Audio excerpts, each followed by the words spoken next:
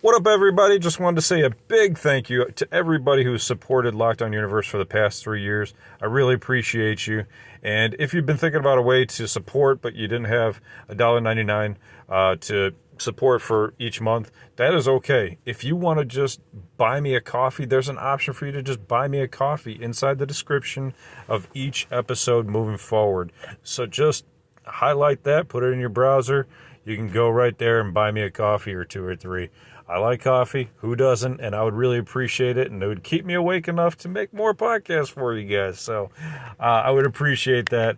And just wanted to let you know. Thanks for that. And thanks for supporting the podcast. Let's get to the show.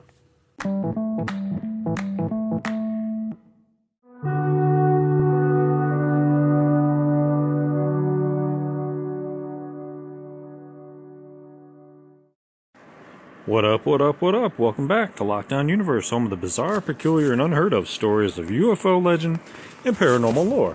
Welcome back, welcome back. Happy to be back. Hopefully you guys are doing excellent and taking care of yourself. So today, I wanted to talk to you about something really interesting I came across, actually. Many people may know this, many people may not. Did you know that King Charles, the one that's in power in England, is actually a descendant of Dracula? Yes, Vlad the Impaler himself. 16 generations removed, in fact. You might say, that's impossible. And I say, how dare you? It is possible, and it's factual. So, how can this be? Well, let's take a look. There's an article here on Cornwall Live, and it talks about it. It says the royal family has links to several countries across Europe, including Romania, which, if you don't know, is the new or the old Transylvania. Or, as some would know, Dracula's hometown. And so it turns out King Charles is the descendant of the real-life Dracula, formerly known as Prince Charles, Prince of Wales. He is now the King of England, right?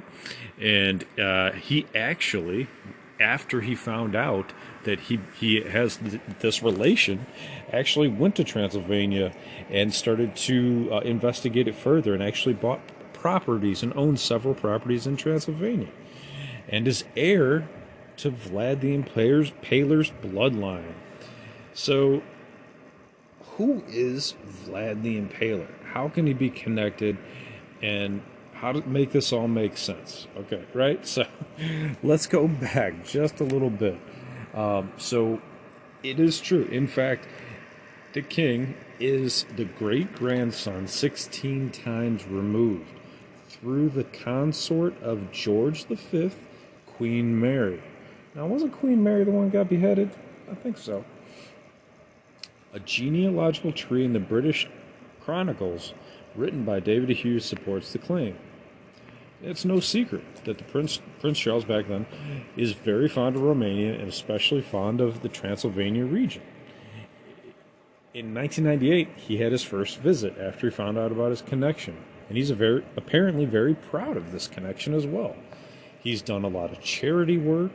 He's done, especially in the fields of sustainable development, conservation, farming, and many others. He actually is very involved in Transylvania and is a prominent ambassador to Transylvania and the region all over the world. So isn't it funny? Now he's king, and it just goes to show you that those who have power actually remain in power. Isn't that funny? Because Vlad was the son of the king of Transylvania for a time, and then he regained his father's seat, and it was through a lot of work to get back to it because his father was actually murdered.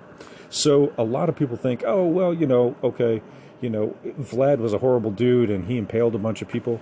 Well, yeah, that is true, but it was due to vengeance because his father was murdered. A lot of people don't know much about Vlad at all. So let's take a little peek into history, shall we? And see what Vlad was all about. So, Vlad lived in the 1400s, okay? So let's take a look here. Let's pull up Vlad and give you a little bit of background on why this actually took place. So Vlad himself, known as Vlad the Impaler or Vlad III Dracula or Romanian Vlad III Draculier or Vlad Tepes, was born in 1431. He died in 1476. He died at 45 years old, which is pretty good for a guy who was out there impaling people himself and out on the battlefield. And he actually died on the battlefield.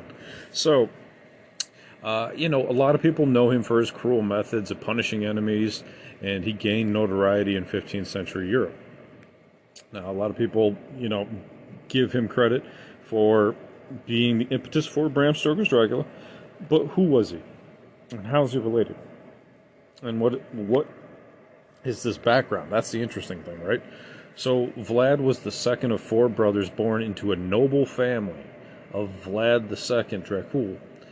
Now, him being the son of Dracul was derived from the Latin Draco, which is dragon.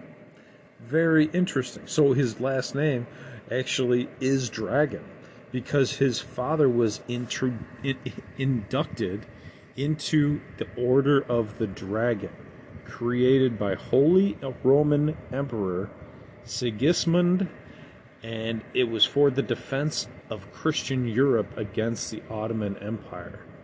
Now, isn't this interesting now? Now it becomes a little bit more interesting, because you have Dragon, the Order of the Dragon, that was created by a Holy Roman Emperor Sigismund for the defense of Christian Europe. So, why would they name? Why would a Holy Church Roman Emperor? I'm sorry, I keep saying Empire. Emperor name their Order of the Dragon. Now, see, a lot of times we hear about these things, right? In alien abductions, we'll hear about the suits that the aliens are wearing that'll have a dragon on it, or it'll have snakes wrapped around, or it'll have some sort of reference to some sort of reptilian. In this case, we have Dracula, the son of Dracul, named after a dragon and an order of the dragon. Now, if we go back in time, we know that reptilians have been around on the planet for thousands, millions of years, right? We know this. And it goes back to, the dinosaur days when they were running their lab experiments down here. So these guys have been around a long time. Some of them have gone underground, some of them have been up above ground, and a lot of them have shape-shifting capabilities. So if they were shape-shifting capabilities and they named this Order of the Dragon, the Order of the Dragon, what do you think? I think that there might be some connection to the reptilians that could shapeshift, name this thing the Order of the Dragon, put their name out there and let people know, hey, we're not messing around. This is the way things are going to go down. And wouldn't it be interesting if the reptilians themselves had something to do with pushing the Christian agenda? Now, I believe Jesus existed. I believed he was a good guy, and I believed he had huge influence and probably had these miraculous capabilities. I don't know what he was or what he is. Who was he? Was he alien? Was he not? We don't know, but we do know that he really stood for good in a lot of ways. Despite whatever the Bible says, it seems as though he stood for good. And these reptilians are kind of like the opposite of Christianity, of good, right? Of Jesus good, anyway. So you have this Order of the Dragon that Dracula's father was part of. They were against the Ottoman Empire, which the Ottoman Empire was taking over vast swaths of land. Okay, so Vlad moved with his father to Wallachia in 1436 when his father assumed the leadership of Wallachia. But about 6 years later, in 1442, Vlad and his younger brother were sent to the court of the Ottoman Sultan as collateral to assure their sultan that their father had a reverse in his previous position. He was going to support the Ottoman Empire now, which is interesting because he's part of the Order of the Dragon that was opposing the Ottoman Empire. So what's interesting is Vlad then returned in 1448, 6 years later, after being informed of the assassination of his father and his elder brother at the hands of the Wallachian boyars, which were the nobles of Wallachia the year before. So the nobles, did not appreciate Vlad's father flip-flopping on this issue of agreeing with the Ottoman Empire or partnering up with them. So Vlad then became hell-bent on his revenge for his father and his brother, and therefore became this alter ego, this Vlad the Impaler, this bloodthirsty, revenge-filled man who was taking out his aggression on the boyars and anybody else that opposed his father. So he embarked on a lifelong series of campaigns, military campaigns, to regain his father's seat. He was hell-bent to get his seat back for his father. So his opponents were the boyars, as well as his younger brother, which is interesting enough, who supported the Ottoman Sultan. So basically, Vlad was totally against the Ottomans, who was sent to as collateral, so that his father could retain his seat. So he was hell-bent on destroying the Ottomans as well as the boyars of the Wallachian area. He emerged briefly victorious in 1448, so he did become victorious. He did regain his father's seat, but then after only 2 months, let's see, he emerged briefly victorious in 1448, but was deposed after only 2 months. Okay, so he gained it and was deposed after 2 months. After an 8-year struggle, Vlad again claimed the seat called the Voivodate. It was during this period of rule that he committed all of the atrocities for which he was known for. So obviously he's known for his penchant of impaling people, all of his enemies on stakes in the ground and leaving them to die. And he inflicted this torture on foreign enemies and domestic enemies. Basically, the reason he was doing that was to leave them out on the battlefield as a warning, right? So we see this a lot in like the Walking Dead television show. If you've ever seen that, all of these different groups, after the world falls to the zombies, they protect their areas by putting out zombie heads on top of spikes or pails. They're impaling their heads on these spiked long sticks, or they'll have zombies chained together outside of, basically blocking off of their area that they claim. So this is kind of like a well-known strategy to fend off people.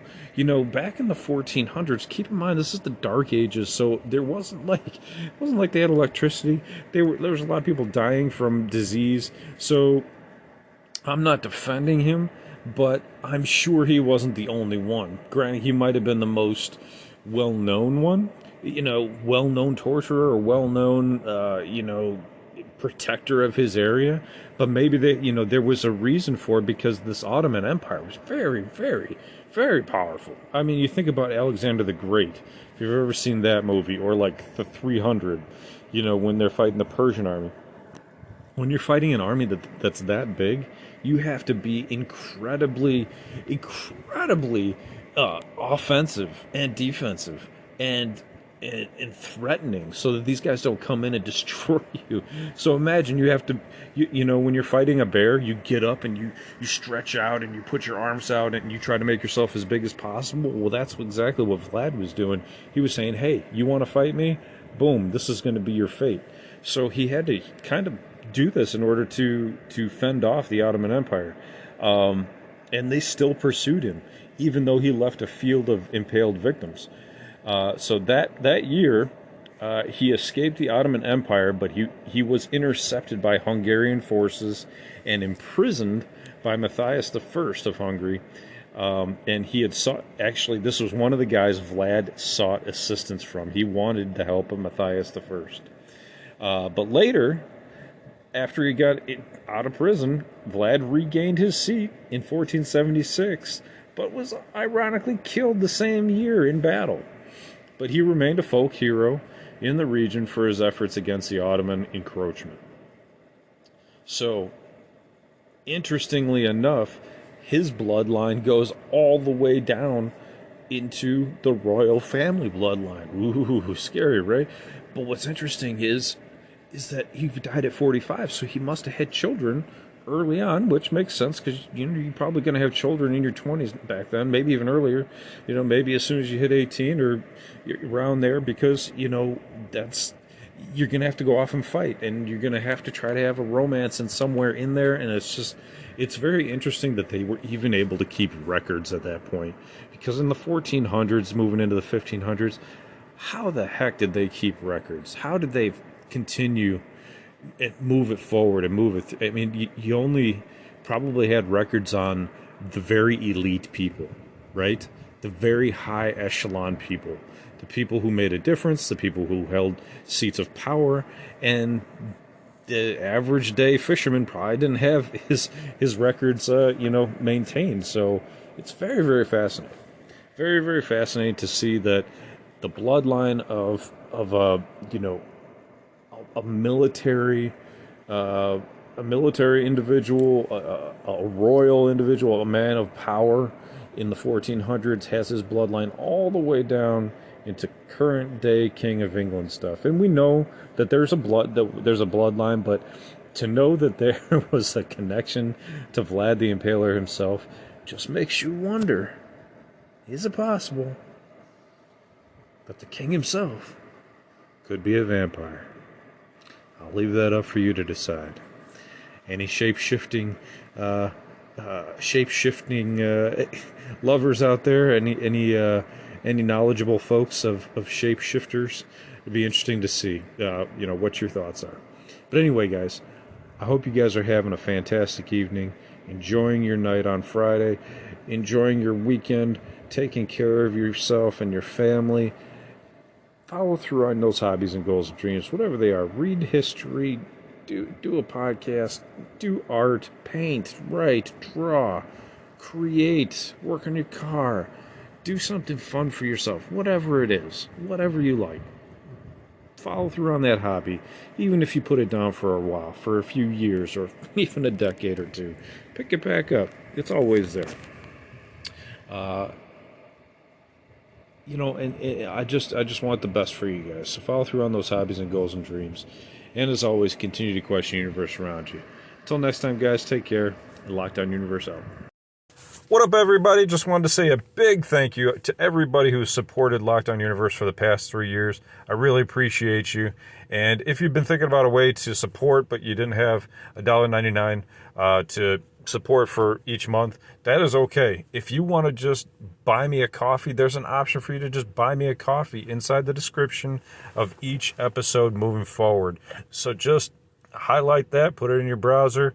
You can go right there and buy me a coffee or 2 or 3. I like coffee. Who doesn't? And I would really appreciate it. And it would keep me awake enough to make more podcasts for you guys. So I would appreciate that. And just wanted to let you know. Thanks for that. And thanks for supporting the podcast. Let's get to the show.